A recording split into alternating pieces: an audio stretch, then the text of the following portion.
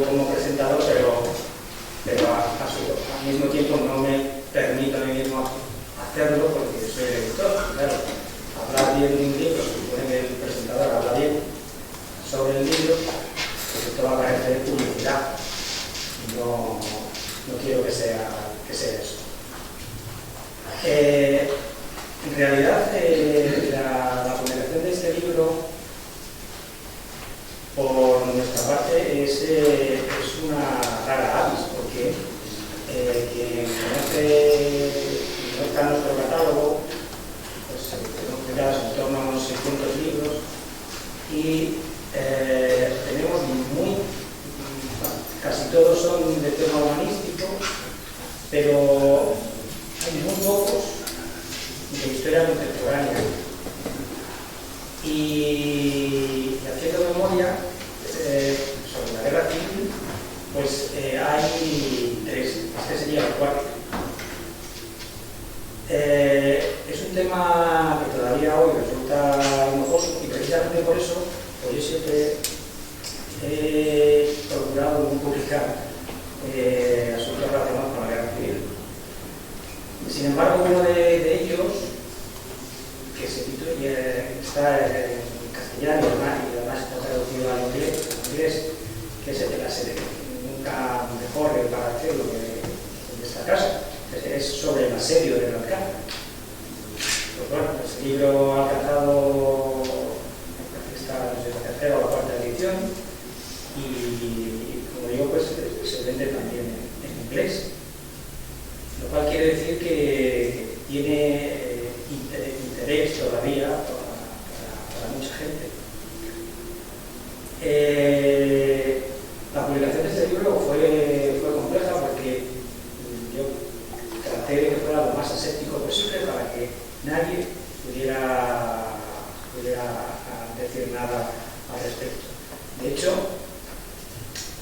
en el año 1936, en septiembre, fijaos que pensar que el asedio terminó en septiembre del año 36, pues a finales de septiembre en Zaragoza ya aparecieron 2 libros sobre el asedio del Alcázar, lo cual, pues bueno, aquellos libros pues lógicamente tenían una tendencia muy clara, y algunos que se han ido publicando después, en los últimos años han salido varios, pues también, la verdad, han sido unos de una tendencia, otros de otra, y cuando nosotros nos propusimos hacer algo así, a un libro sobre ese hecho histórico, quisimos hacerlo, como advertimos en la contracubierta, pues de la manera más aséptica posible para que ahí no pudiera decir nada, basándonos en datos absolutamente reales y contrastables.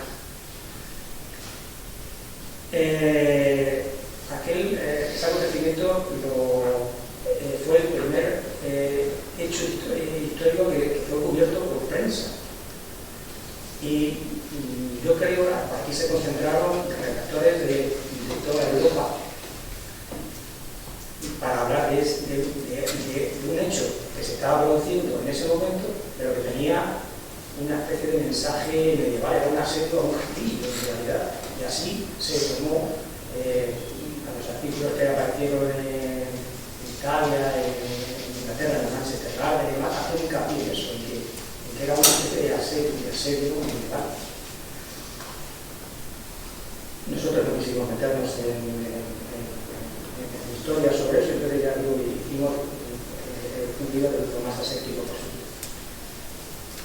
Y después pues apareció un testimonio humano de una señora, lógicamente ya muy avanzada, que es muy escritura a mi madre, que pues, son los recuerdos de ella como niña, cuando era como 6-7 años, y bueno, pues en este caso también de una evacuada, como es el libro de hoy, de un pueblo de la provincia de Toledo, pues ella cuenta su experiencia, sus recuerdos y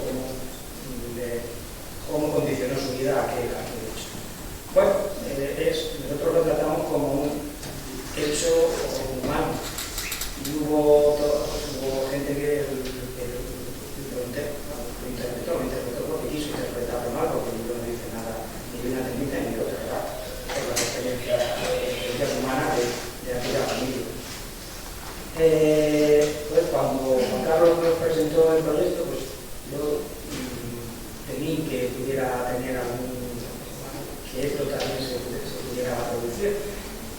sé que en realidad es una tontería, porque nosotros que tenemos también una línea de publicación cuando un asunto nos interesa y lo trabajamos, lo investigamos, lo mandamos a investigar, como por ejemplo el asunto de las comunidades, que hace 2 años se cumplió el 500 aniversario, pues te das cuenta de que un hecho histórico, aunque esté muy retrasado en el tiempo, pues hoy día se puede tergiversar de cualquier modo. Entonces, pues hoy día los comuneros pues depende de quién los lea, los retuerce y los acomoda a su perspectiva actual. Bueno, nosotros no nos ocupamos de asuntos políticos, nos ocupamos de asuntos culturales. Y de asuntos culturales toleramos. Entonces, todo aquello que tenga que ver con Toledo nos interesa. Y esto también. De manera que, cuando vimos el trabajo, vimos la trayectoria del autor, pues la decisión fue muy sencilla. Pues vamos a publicarlo y ahí está, ese texto, este trabajo, que si se dedican ustedes a hacer una búsqueda sobre este tema en la provincia de Toledo o en el entorno, pues verán que hay muy poco publicado, de manera que trabajar sobre ese erial pues es lo que nosotros realmente buscamos, cubrir lagunas bibliográficas. Bueno, pues en parte, por lo menos en esa zona de la provincia, pues ha quedado cubierta con el trabajo de Juan Carlos. Y con esto no tengo más que decir, es decir, no he alabado las bondades del libro, que las tiene, pero no hago publicidad de ello y dejo la palabra al autor, que es quien me va a contar su contenido. Muchas gracias por venir en este día ya tan caluroso. Ayer, los que no soy de Toledo, pues aquí cayó una tormenta importante, pero hoy parece que ya va calentándose el ambiente. Así que muchas gracias. Les dejo con Juan Carlos.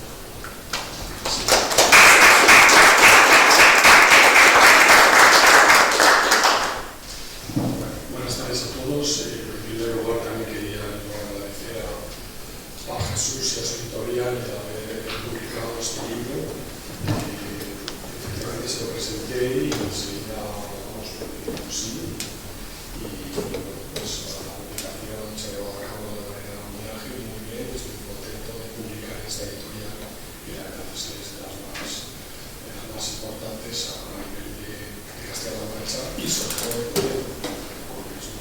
Estoy seguro que es la más prolija en publicaciones en Toledo de esta temática, sin ninguna duda. En segundo lugar, por supuesto, voy a dar gracias a los asistentes. A algunos de vosotros os conozco, habiendo compañeros de la Fundación Caballero desde Madrid, a la presentación. Otros que veo por aquí son, incluso algunos seguro de familiares míos, son de Casa de Escalona. En concreto, Roberto, puedo decir que el testimonio de tu padre está totalmente presente desde la página 1 hasta el final, porque tiene una memoria prodigiosa y me facilitó muchísimos datos. Entonces ya podrás comprobar que aparece citado a lo largo de todo el libro porque lo merece, por su memoria y todo lo aportado en esta publicación. Bueno, dicho esto, tengo que decir que este libro no surge de la nada, como si dijéramos, por un lado es como un apéndice de mi tesis doctoral terminada en 2015 y publicada en 2019 sobre los desplazados de la Guerra Civil de la Provincia de Toledo en general, pero también por otra parte es una continuación de ampliación de otra publicación sobre la Guerra Civil de Casa de Escalona que también tiene 14 años y se plasmó en un libro publicado en 2008 y este libro pues aporta los datos y lo amplía. El libro tiene un capítulo preliminar, me gusta siempre en este tema introducirlo, porque me gusta insistir en que lo que pasó en España contra la guerra civil como los desplazados por la guerra no es un hecho aislado, es algo que tiene su contexto internacional en el periodo de guerras, tanto antes de la Segunda Guerra Mundial como de la Primera y la Segunda Guerra Mundial. El contexto de la guerra de España y de los evacuados, lo que pasó en la provincia de Toledo y en España no es algo que lo que pasó en Europa en este periodo.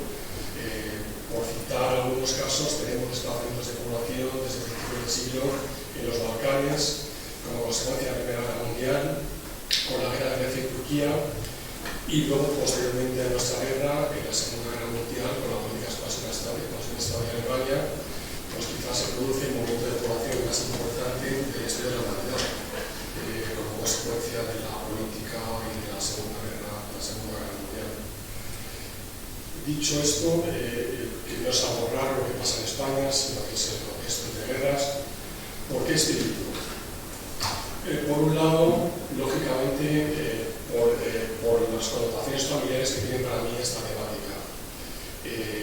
Una parte de mi familia estuvo toda la guerra evacuada y esto siempre, lógicamente, impulsa investigaciones de este tipo. ¿Quién de nosotros que tenemos antecedentes familiares en la provincia de Toledo del Norte no tenemos a un familiar que estuvo evacuado o conocemos a alguien que lo estuvo? Quiero decir, ya se está viendo testimonios, son muy mayores, todavía tenemos la posibilidad de coger algunos testimonios, los que nacieron en la década del año 30, como el padre de Roberto que me he dirigido, aunque eran muy pequeños en esta época, nos puede aportar importantes testimonios y yo soy una persona que animo, me encanta el testimonio oral, he hecho muchísimas entrevistas y animo a que sigamos recogiendo testimonios de este tipo porque son muy importantes y se están perdiendo por la edad. Y todavía hay personas que nos muy valeras para que nos cuenten todo esto. En segundo lugar, ¿por qué hice este libro también? Pues por el vacío bibliográfico, como ha dicho Jesús, que existe sobre este tema. Que yo sepa, con los evacuados como protagonistas, solamente hay un libro de los evacuados que llegaron a la Universidad de Manzanares en Ciudad Real. Y no hay nada más en lo que es Castilla-La Mancha. Con lo cual, pues creo que también es necesario un estudio de este tipo para cubrir este vacío que hay aquí. Como he dicho, siempre me gusta hacer un preliminar pues, para explicar un poco los conceptos que se usaban en la época para hablar de estas personas. Eran conocidos como los evacuados, pero a nivel conceptual y jurídico fueron llamados refugiados. Bueno, se llaman de muchas maneras, evacuados, refugiados, emigrados. De hecho, aunque luego tienen connotaciones distintas en función de las prestaciones que recibe el Estado, yo en los libros he utilizado la palabra un poco inclusiva. Aunque el libro la base son los evacuados, lógicamente pues hay que hacer un poco contar un poco los antecedentes por los que se llega a esta situación de los movimientos de población que se producen en España.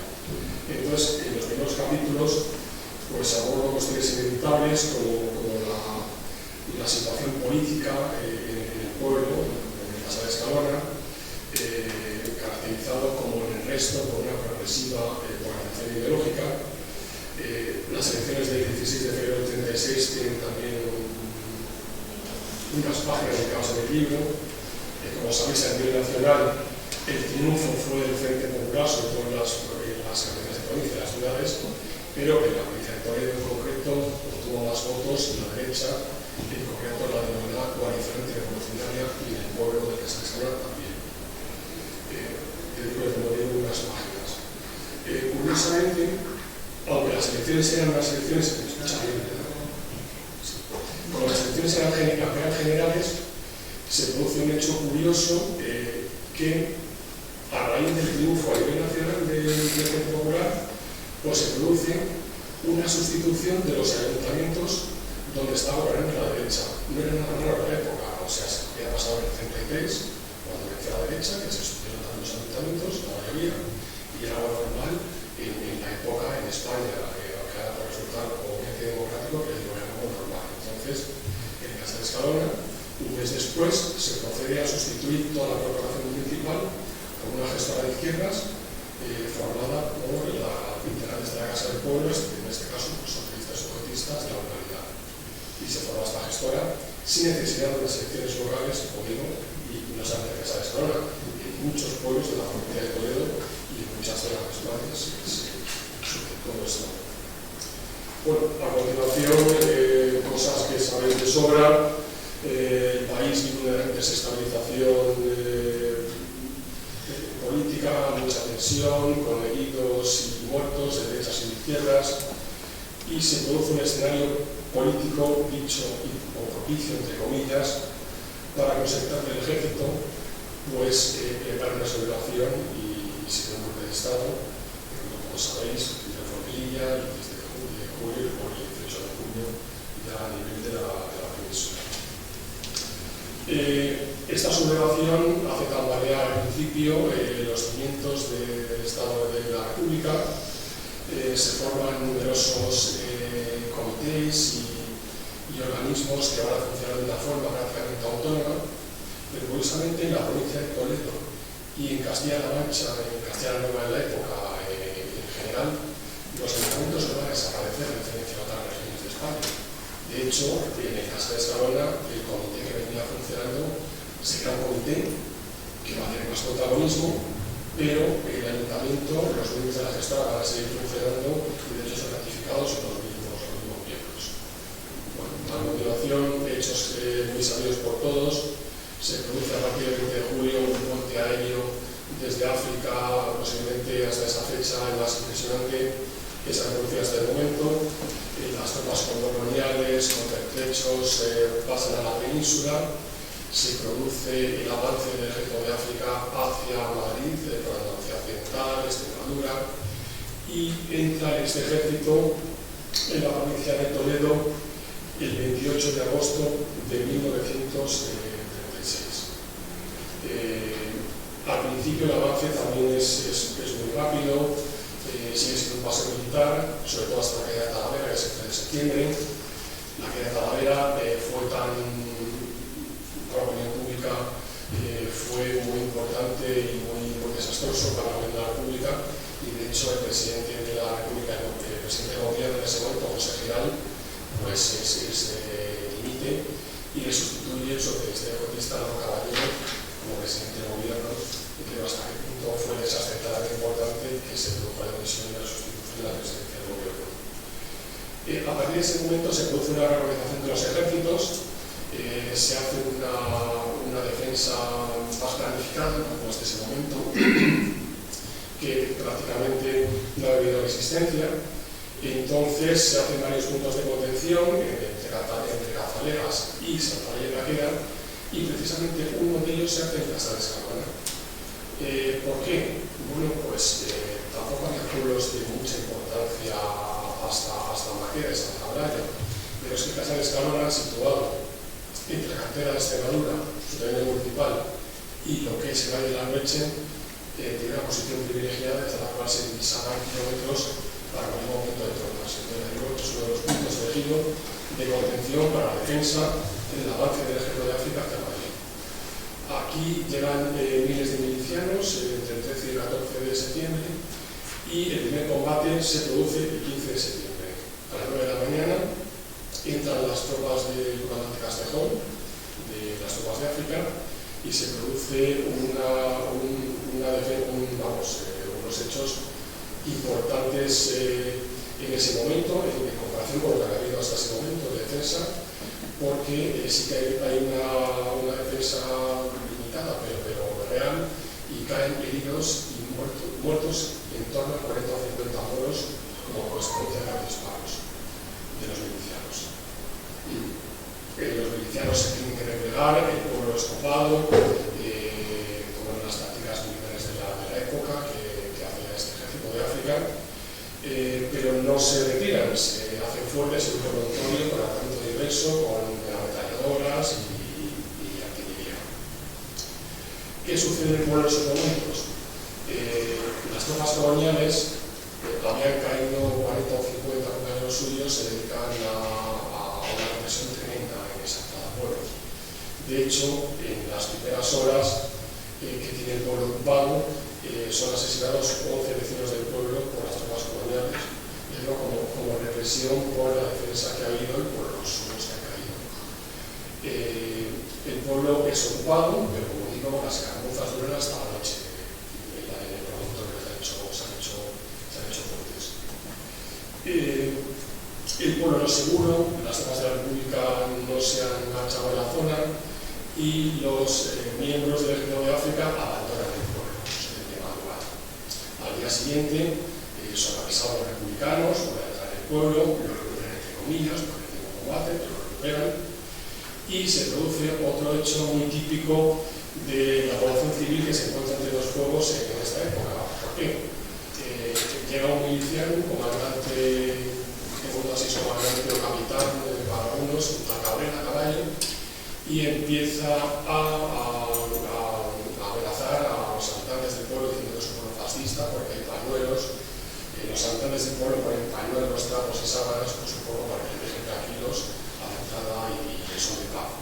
Pero este hecho es considerado por este miliciano como una amenaza a la causa nacional y amenaza con entender el pueblo. ¿Qué pasa? Que los habitantes del pueblo, y entre estas amenazas, los 11 muertos de anterior, otras amenazas de tropas coloniales que iban a ejecutar un orden de fusilamiento a los vecinos del pueblo, pues se produce un éxodo tremendo que abandonan el pueblo pues más de 500 personas, el día 16, unos al lado del río Alberche, muchos de estos pueden volver, pero dos ya lo hacen en dirección a Madrid y ya no pueden volver porque el frente va avanzando. No fue un hecho aislado Casa de Escalona. Todos estos pueblos de la provincia de Toledo, la evacuación de todos los pueblos, sabe que en Casa de Escalona, según los testimonios y las actas municipales, pudo abandonar el pueblo un 30% de la población, pero muchos pueblos de la provincia de Toledo que abandonaron el pueblo, en su pueblo, un 50, un 60%, y los casos exagerados de Marqués de Santa Olaya, que el día de la ocupación se pone el 80% de la población, que no regresan muchos habitantes. ¿Por qué huyen la población? Independientemente de hechos aislados, como pudo ser este que comentaba en Casa de Escalona, lógicamente huyen por miedo a la guerra. Los bombardeos de Casa de Escalona fue bombardeado el 14 de septiembre. Los ruidos de la artillería se oían desde kilómetros, los ruidos de la artillería. Ver avanzar a milicianos, el ejército republicano, junto con evacuados y caravanas por la carretera, la presencia de los moros y lo que iban haciendo y la represión, pues todo esto creía que era un clima, también la propaganda que hacían los grupos miembros del Frente Popular, contando pues, lo que iba pasando, que estaban pasando cosas. Un compendio de factores, aparte de hechos puntuales, muchos de esta Casa de Escalona, pues hacen que la población, en este caso de Casa de Escalona y de estos pueblos, pues abandonen los pueblos. Ya digo que el motivo principal es el miedo a la guerra. Casa de Escalona es definitivamente ocupado el 16 de septiembre, el segundo combate que se produce. Aquí tienen el protagonismo, sobre todo la Guardia de Asalto, por parte de la República y por parte de la zona del ejército de Franco, del ejército nacionalista. Aquí había muchos matices para determinar a un bando y a otro. El pueblo pasa el 17 de septiembre a la zona nacional y queda un punto de contención entre Tieta y Toledo. ¿Hacia dónde huyen todas estas familias campesinas, como digo, por cientos y por miles? No solamente de Toledo, van avanzando desde Extremadura, desde Andalucía, evacuados, muchos estaban en Talavera y por la calle de Talavera vienen también a Madrid. Entonces digo, ¿cuál es el punto principal de destino de todos estos evacuados? Pues sin ninguna duda es Madrid. Madrid se convierte en el punto principal de refugio de las familias de Casa de Escalona, pero de la mayoría de las familias situadas en los pueblos en torno a la carretera general de Extremadura y lo que se va a ir al Alberche y todo el sur de Ávila y toda esta zona. Entonces, ¿cómo huyen estos evacuados? Algunos consiguieron ir a estaciones de tren, de Torrijos y demás, pero la mayoría huyen prácticamente con lo opuesto, sin nada, algunos con un burro, con una mula, con un carro más privilegiado.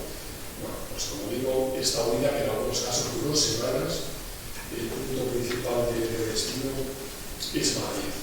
Madrid se convierte en un alcázar para los evacuados, el gobierno de la República tiene que empezar a intervenir, empieza a legislar sobre el problema, crea primero un comité de refugiados de Madrid, que más tarde, con la avalancha de refugiados de otras zonas de España, se convierte en Comité Nacional de Refugiados. El mismo octubre crea comités provinciales y comités locales de refugiados para darles apoyo a los evacuados en la retaguardia. Esto dura hasta el 37, que se crea la OCEA, que la OCEA es una oficina para atender a los evacuados. Cuando esta oficina pasa al Ministerio de Sanidad con la ministra Federica Montseny, se produce una legislación también muy importante favorable a los evacuados. La OCEA dura hasta el 38, que es sustituida por una dirección general. Los órganos de atención a los refugiados evacuados van creciendo en rango administrativo durante la guerra. Primero fue un comité y además en una dirección general que llega hasta prácticamente el marzo de 1936. ¿Cuál es el destino? Porque esto se va, Madrid está saturada, colapsada, tiene problemas de suministros, empieza a ser bombardeada casi diariamente. Desde noviembre todos los días se bombardea sobre Madrid. El asedio de Madrid empieza el 8 de noviembre, el gobierno de la República parte hacia Valencia. Entonces, aunque la evacuación comienza incluso en septiembre y sobre todo en octubre, cientos de toledanos y de casareños ya están en puntos más tranquilos de la retaguardia en octubre, pero la evacuación masiva se produce sobre todo a partir de noviembre con la creación de la Junta Delegada de Defensa de Madrid, al frente de la cual pone al frente a José Almeaja, a este militar republicano, y se produce la evacuación masiva de Madrid hacia la retaguardia. Los puntos principales, como digo, son la retaguardia republicana de Valencia y de Cataluña, y en algunas de las también de la actual Castilla-La Mancha. ¿Dónde van los evacuados de Casa de Escalona?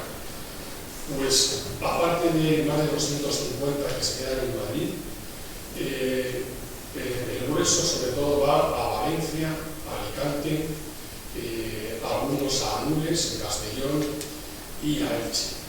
Pero sobre todo, mientras tuvo capacidad de acogida, todos los que pudieron estuvieron en la zona del sur de Toledo, el Romeral, en la zona de la Mancha Toledana, y otras localidades como pueden ser las Ventas con Peña Aguilera y Villatobas y los Alaparales. En todas estas zonas hubo evacuados de Casa de Escalona documentados. Según los testimonios y los datos de las actas municipales, los evacuados superaron los 500. Yo tengo documentados, gracias a algunos testimonios que me han aportado, y los amigos tengo documentados a más de 400, pero fueron más. El lugar donde fueron más evacuados fue el Romeral. Aquí llegaron hasta 75 personas de Casa de Escalona. Este pueblo está contigo en la Mancha Toledana. ¿Por qué van 75 personas al Romeral? La República intentó que los evacuados no fueran solo las familias a los pueblos para facilitar su integración. Entonces, en este caso, pues les imaginan hasta 75 personas, pues fueron bastantes familias a Romeral. Y aquí estuvieron hasta el final de la guerra. Mi familia estuvo en Romeral. De mi familia fueron pues, como 200 personas. Y fueron otras familias. Y estuvieron hasta el final. ¿Cómo es la vida en los pueblos de acogida? Al principio, lógicamente, prima la solidaridad, pero llega un momento que esto se alarga y los problemas de vivienda, en las viviendas pues hay a veces hacinamiento, el problema de los suministros, la retaguardia republicana que ha quedado cortada, los suministros toda la guerra, problemas, el trabajo. Al principio el evacuado que trabaja es porque quiere, porque tiene derecho a alojamiento a la manutención, pero según se haga esto, pues ya se insta a que colabore en las labores de la comunidad. Entonces la mayoría se ponen a trabajar, pero ya digo, con el aumento del conflicto pues surgen los lógicos conflictos entre población evacuada y población sobre todo en estas zonas rurales siempre la adaptación fue mucho mejor. Lógicamente, son economías basadas en la autosuficiencia y los niveles de adaptación fueron muchos menores en el mundo rural y localidades más grandes o con diferencias de idioma como pudieron ser en Cataluña o en Levante. Hubo disputas, hubo problemas, pero siempre primó la solidaridad. De hecho, surgen nuevos matrimonios, acuerdos y formación autóctona, y surgen nuevas familias. Mi familia se metió en la vinculación regional. Un hermano de mi abuelo, después de la guerra, se casa con una joven de Romeral, sus dos hijos nacen en Romeral y se casan a su vez con más mujeres de Romeral. Y siguen teniendo vínculos con este pueblo. O sea, quiero decir que surgieron nuevas familias y los vínculos que viven hasta hoy. Se crea otro problema. Todos estos evacuados dejan sus explotaciones, su ganado, sus viñas y sus bienes abandonados, como si dijéramos, y hay que explotarlos. Entonces, pues en este caso, la zona franquista, la zona nacional, pues tiene que legislar en este sentido. Ellos llaman de los ausentes, realmente son los bienes de los evacuados o desaparecidos. Entonces, pues ya digo, la vendimia de octubre, pues ya hay que hacerla en Casa Pescadora. ¿Quién tiene que hacerla? Pues si han quedado familiares, los familiares, si no hay familiares, los vecinos colindantes de estas fincas, y por defecto las alcaldías son las que hacen cargo de la explotación de las fincas. Pero lógicamente esto crea un problema, son no solamente tierras, es que es ganado, y esto en toda la zona franquista pues no puede legislar en ese sentido porque quedaron pues, muchos bienes sin explotar. Entonces, como digo, el libro tiene una estructura cronológica, primero la situación política, los combates, la huida, los evacuados, dónde van estos evacuados, qué pasa con sus bienes. Y luego, un último capítulo ilógico, pues es el retorno de estos evacuados. Al principio es voluntario, que hay fechas para que retornen, pero llega un momento que es obligatorio, incluso el que a partir de una fecha, que creo que es el 30 de julio, no momento a su zona de origen, pues puede ser hasta detenido. Y en Madrid, en concreto, y en toda la retaguardia pues hay evacuados de todas las zonas de España, no solamente como he comentado de Andalucía, Extremadura, Toledo, Ávila, Guadalajara. Hay evacuados de todas las zonas de España que pasan a la zona nacional y estos tienen que volver a sus hogares. Entonces, ¿qué pasa? ¿Cómo se produce este retorno? Muchos evacuados, con el avance de los ejércitos de Franco, pues pasan como exiliados a Francia. Se calcula que en torno a 400.000, 500.000 personas pasan a Francia. Pero muchos evacuados retornan a sus hogares. ¿Qué pasa con ellos? Pues bueno, algunos de ellos, muchos diría yo, pues van a sufrir represalias. Algunos de esos bienes son incautados, otros tienen casas y propiedades. Van a sufrir estigmatización social, encarcelamientos y destinos fuera de la provincia. Pero esto no se puede generalizar. Muchos evacuados vuelven a sus casas, tienen que pedir un salvoconducto, y los que no han tenido ningún salvoconducto favorable vuelven a sus casas. Centrándonos en el caso de Escalona, en nuestro estudio de caso, varios vecinos del pueblo que han participado en la guerra con el ejército pasan a Francia. Un caso, a través de Francia, va para México. Otros los encontramos, tengo 17 evacuados documentados, van a ser, la palabra concreta, encausados, que les salía por los tribunales de responsabilidades políticas creados en el 39 por el fascismo. Se producen, como veis, no todos. Que se también destierros fuera del pueblo, pero bueno, hay encarcelamientos en algunos casos, algunos han tenido que salir, pero la mayoría, con este salvoconducto, regresa al pueblo y, lógicamente, con las típicas suspicacias, recelos y dificultades, pues se va integrando poco a poco a la vida cotidiana de la localidad. Sí tengo que decir que si en el 36, después de haber empezado la guerra, yo con mis estimaciones había huido del pueblo un 30% de la población, en el 40 todavía la pérdida poblacional superaba el 15% de la población. Es decir, a pesar del regreso de los soldados y los evacuados, como veis, la población no se ha recuperado y la recuperación, desde luego, tardó muchos años en llegar. No me quiero entretener mucho más, a lo que preguntáis lo que queráis. Seguro que he dejado cosas que quería contaros. Yo siempre sitúo todo esto en su contexto internacional, pero quiero resaltar una cosa: la odisea que vivieron todos estos evacuados nunca ha obtenido el reconocimiento oficial que debiera, ni mucho menos que ha tenido los excombatientes ni tampoco los exiliados. Entonces creo que una obligación moral, por la trascendencia que tuvo este problema, se calcula, los datos no siempre han estado exagerados, pero según los datos oficiales de la República pudo haber hasta 3 millones de evacuados por la retaguardia republicana en este periodo.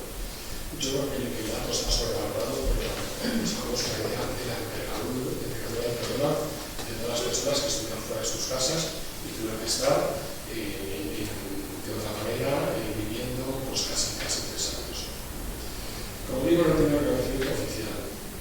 Estos últimos años asistimos en Europa a todos los refugiados y desplazados internos de Siria, de Afganistán, no solamente los que viven en Europa, sino de otros países que han tenido que evacuar otras zonas, según la terminología de la ONU, se llaman desplazados internos. Pues en Siria y Afganistán, aparte de los refugiados que viven en Europa, hay muchos desplazados internos. Esto sería equiparables a nuestros evacuados de la guerra civil. ¿Qué decir de Ucrania? Ucrania, hay millones de refugiados fuera de Ucrania, pero fuera del este del país, de la ciudad de Donbass, toda esta zona, pues en otras zonas de Ucrania, hay millones también de desplazados internos de nuestros, que fueron de la terminología de nuestros evacuados. En África, pues estoy seguro que preguntas a la opinión pública y nadie sabe que hay millones de evacuados en África, pues los hay. Nos enteramos que hay muchos conflictos latentes en África y aparte de refugiados fuera de sus fronteras nacionales, hay desplazados internos dentro de todos los países de África. La terminología actual llama refugiado al que ha traspasado la frontera nacional y llama desplazado interno a la que no ha traspasado. ¿Cuál es la diferencia? Si bien los refugiados tienen una protección internacional muy importante y gozan de apoyo de convenciones y de apoyo a nivel económico, los desplazados internos de nuestros países no gozan prácticamente de ningún apoyo económico ni de reconocimiento prácticamente internacional. Y hay legislación en la que se apoyan, pero prácticamente no se ha legislado nada sobre ellos. Con lo cual, por eso creo que tiene más importancia, con muchos desaciertos, conflictos de competencias, solapación de organismos, errores que cometió la República. Creo que hay que poner en valor la actuación de la República en esa época como ejemplo precursor de Estado intervencionista. No lo hizo solo, tuvo el apoyo de organizaciones de partidos políticos, de sindicatos. Fue importantísima la labor que hicieron en la ayuda y en la evaluación de los partidos políticos y sindicatos, la UGT, las organizaciones anarquistas, el PSOE, los comunistas. Fue muy importante su labor con los refugiados, no solamente por los partidos políticos, por organizaciones internacionales, como fue el Socorro Rojo Internacional, con un sesgo ideológico importante, pero también muy claro sobre la Cruz Roja. Todo el papel que hicieron también fue muy importante. A pesar de este apoyo que tuvieron, quiero poner en valor todo lo que hizo, viendo cómo está a fecha de hoy que no está resuelto, cómo ayudar a los desplazados internos, visto como está el problema hoy. Hay que exaltar todo lo que se hizo y el apoyo que tuvieron, tanto económico, derecho a alojamiento, derecho a la comida en la época.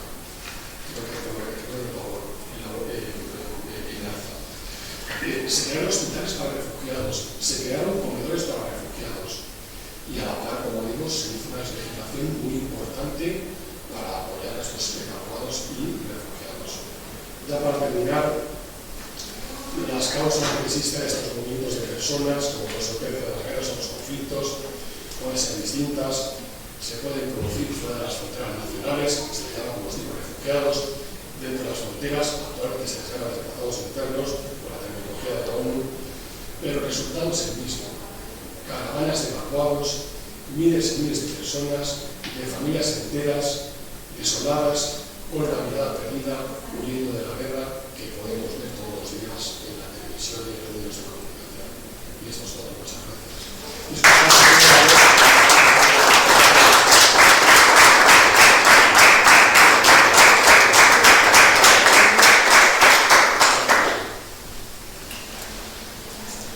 No sé si alguien quiere hacer alguna pregunta.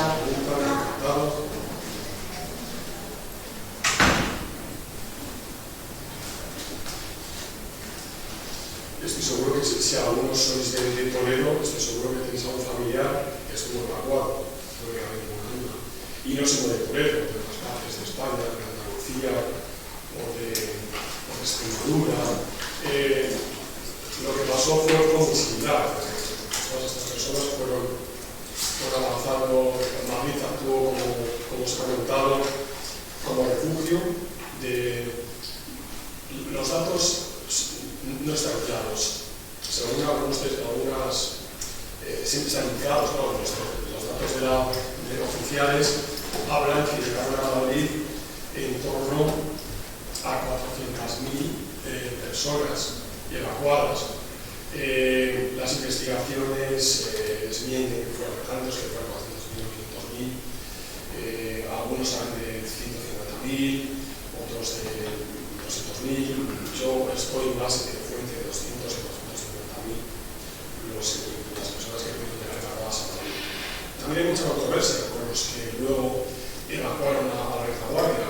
Según los datos del gobierno, su intención era evacuar porque lo saben, que evacuaron los que llegaban de fuera. Los madrileños igual, todos los que eran aptos para la defensa tenían que evacuar. Al principio era obligatorio para los evacuados que han llegado, pero luego para todos los que eran aptos para la defensa. El gobierno quería evacuar a unas 750.000 personas de Madrid. Madrid tenía 1 millón de habitantes en la época, pero y quería evacuar a 750.000.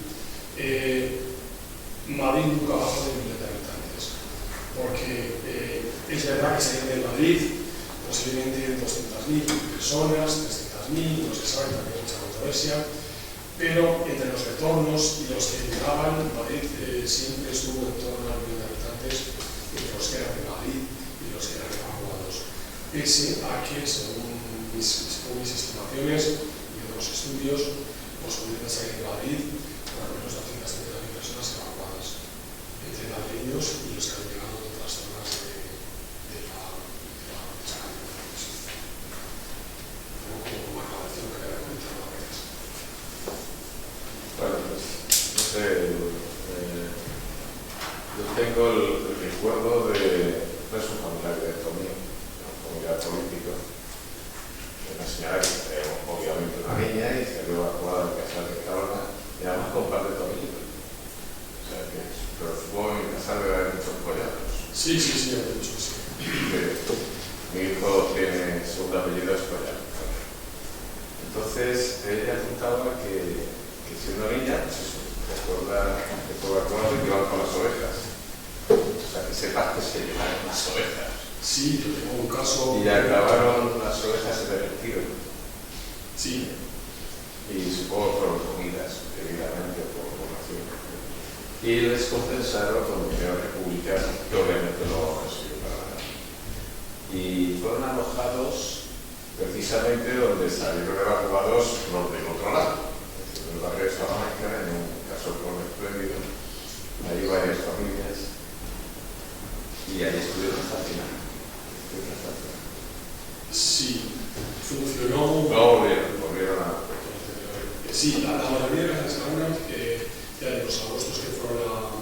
Francia, uno en México, y los que fueron acusados, 17 documentados por los tribunales de responsabilidades políticas, el resto que no tiene reconocimiento volvieron.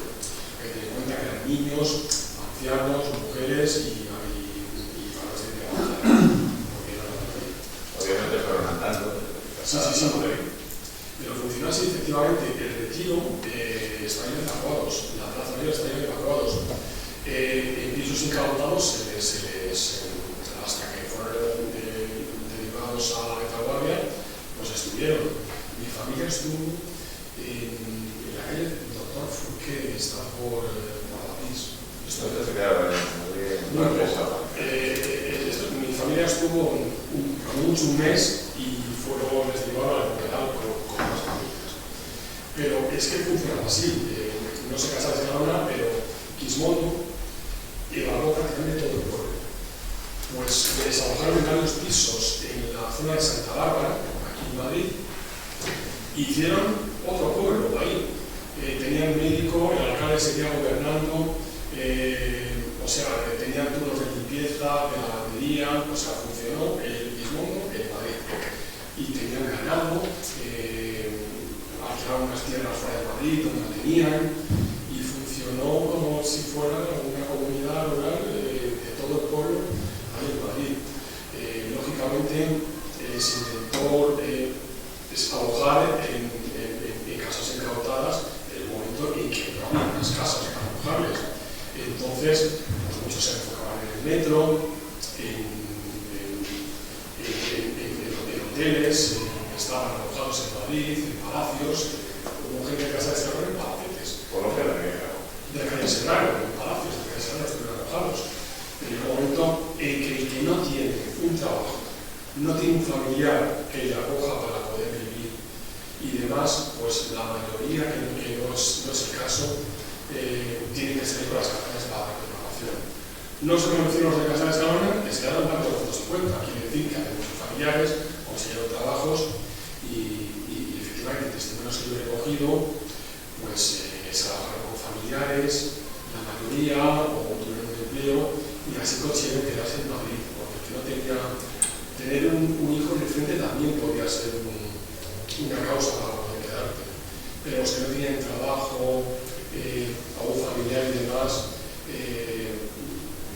lo tuvieron complicado y la mayoría fueron los que evacuaron para la retaguardia mientras pudieron. Lo más cercano siempre de su pueblo, que fue el sur de Toledo, y cuando no tuvo capacidad de acogida, pues ya se fueron sobre todo para. En casa de Cabra fueron para Levante, que ellos eran Cataluña y muy duro.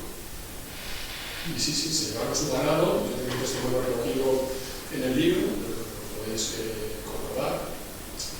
Un testimonio que fueron con su ganado. Lo que pasa en el momento en que se organizaron, fueron con cabras, una de las familias de casa, pero antes de llegar a se organizaron. Y sí. Yo es que nací en el Casar.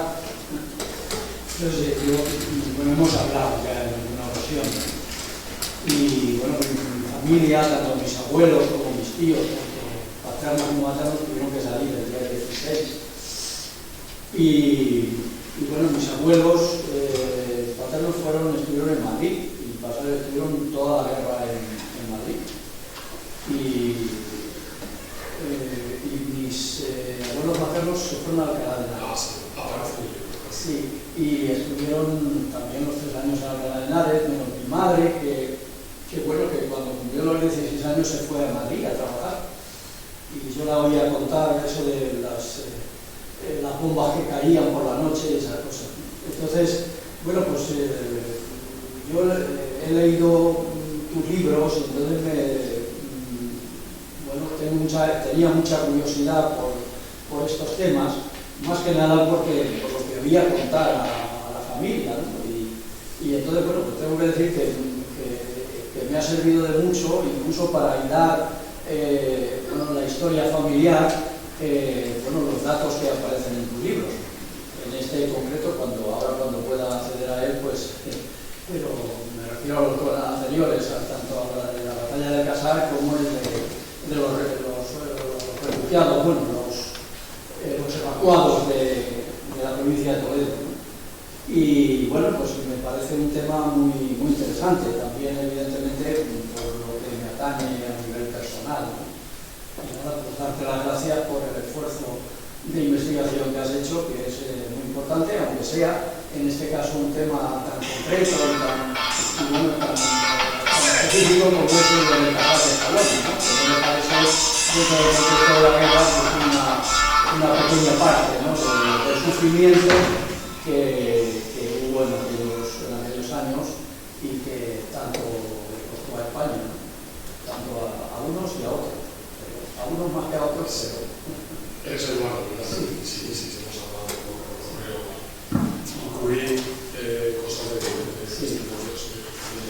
Es que el tema de los evacuados, yo creo que necesita estudios locales, porque es un tema tan disperso que para llegar a...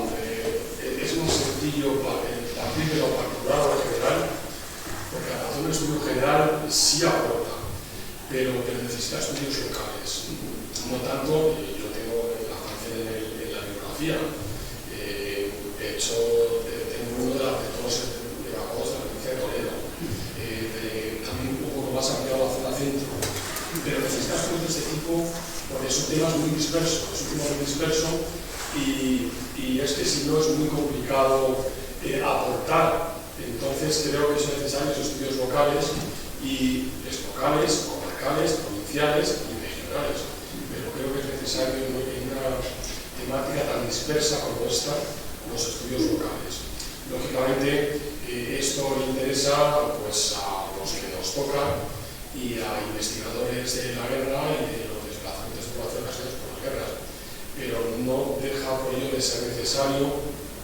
Yo dudé en retomar este tema. Creo que es un trabajo que, como una nota, lo tenía empezado hace años y dudé de retomarlo, pero pensé que era necesario porque había testimonios y datos que era, bueno, es que lo que pasó aquí pues es muy extrapolable a lo que pasó en otros pueblos, y como he dicho ahí, el reconocimiento que tuvieron los excombatientes, que lo merecen, y los exiliados que lo merecen, no lo han tenido los evacuados, son el pariente pobre, como podemos decir, y hablarles de estos desplazados de nuestra guerra, de la guerra de España. Y también quiero poner en valor, quizá por mi formación profesional, he colaborado en bastantes proyectos con la Fundación Caballero, que está aquí la estudiadora principal, Manuela Roca. He colaborado en unos cuantos proyectos de testimonios, y creo que para estudios de este tipo, por eso es una pena, porque los que hay cada vez menos, es que es crucial. Sin los testimonios es que hay muchos hechos que te quedan cojos, no acabas de entenderlos. No vale un solo testimonio, tienes que contrastarlo con otras fuentes, pero para estudios de este tipo las fuentes orales son importantísimas. Yo en el caso de Escalona no es lo mismo, he entrevistado a 5 o 6 personas, otras no ha sido entrevista, pero he hablado con ellos de alguna manera, me han contado cosas, no he conseguido entrevista en profundidad, pero en la provincia de Toledo he entrevistado a por lo menos a 20 o 25 evacuados y creo que es necesario un trabajo de este tipo. El problema es que cada vez nos queda menos, por eso estos testimonios es bueno que estén recogidos. En el Archivo de la Memoria Histórica están recogidos todos los testimonios de los trabajos que ha hecho la Fundación. Yo tengo los míos en mi archivo personal, pero sí, pero son testimonios que se necesitan. Y ya digo, no es lo mismo leer las fuentes que te lo cuenten. Yo la primera vez que leí que habían fallecido 11 personas el día 15 de septiembre en Casa de Escalona como consecuencia de los combates, pues pensaba que era un combate. Sin embargo, luego hablas con testimonios y no te das cuenta que no, que ha habido un combate muy importante ahí, han muerto 40 o 50 moros en estas escaramuzas, como represalia en las zonas sobre todo donde ha habido más disparos, pues matan a 11 vecinos, pero si yo solamente veo lo que pone en el archivo, no me hago una idea de lo que he contrastado con las fuentes. es la historia del presente, que es que se puede considerar estos hechos que yo he contado aquí son fundamentales. No sé si alguien tiene alguna pregunta. Pues podemos cerrar aquí. Si alguien se hace un ejemplar, ahí debe estar. Además, Juan Carlos ha traído algunas publicaciones anteriores que quiere regalar a el libro. Y nosotros, por nuestra parte, también traemos unas láminas, unas reproducciones del Toledo del siglo XIX que también vamos a regalar a ustedes. Así que muchas gracias por la asistencia. Sí, el libro es de la Red de Casas de Cabana, que una etapa breve está